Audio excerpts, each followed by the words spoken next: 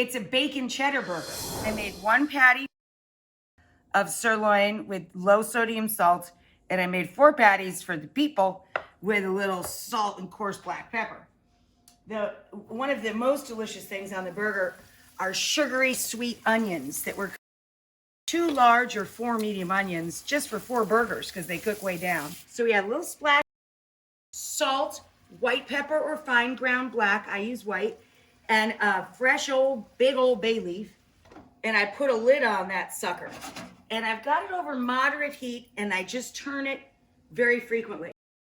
A cast iron skillet getting nice and hot, and a small skillet for Bellaboo getting ready to go there. For this special sauce, it's a cup of sour cream. Then we're gonna add a couple tablespoons of prepared horseradish. I like golds. It's our family choice here. A little Worcestershire. Add a tablespoon.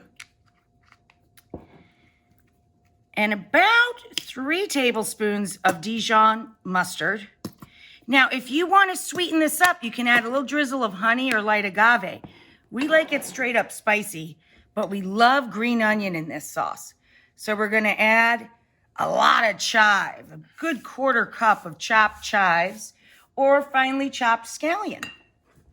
It's like a sour cream and onion sauce all ramped up with the spicy flavor of the horseradish and the Dijon and the Worcestershire.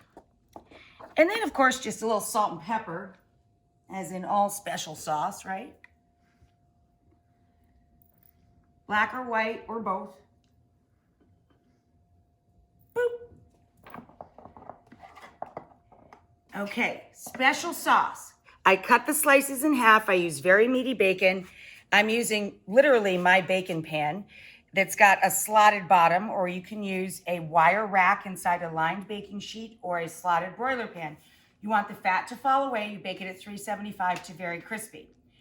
Per burger or sandwich, if you're using bacon, you should portion a slice and a half. I like an even bite of bread, burger, and toppings. And your goal with any sandwich or any burger should be to have every bite taste exactly the same. Uniformity is what we're going for. We're going to flip our burgers now. Flip your patties. They should cook about 7 minutes total for a nice medium burger. And I'm going to put the cheese on top once we flip it. So I toasted brioche buns. I actually toasted them, which is amazing because I usually set them on fire. I toasted brioche buns in the toaster, actually, which is how I didn't burn them. They beeped and popped up. Or you could just do a big group of them underneath the broiler. Here's what I'm talking about, guys. Every bite of a sandwich should be the same. So see how I've layered the pickles to go from corner to corner, edge to edge, all the way across. Now I'm going to do something a little unusual. I'm going to put the sweet onions on the bottom underneath the burger so you get a bite of sweet onion with every bite of patty. And then I'm going to top that with our super sharp cheddar cheese. And then I'm going to top that with what I was explaining to you guys earlier. 3 slices, which is really a slice and a half because we halved everything, of baked bacon. See what I'm talking about there? Every single bite will have the exact same amount of bacon in it. Then I'm going to top that with a little bit of our watercress or any lettuce choice you like.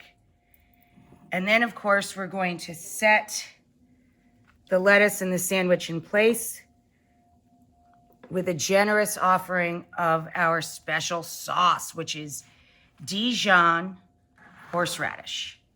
Now that's a burger.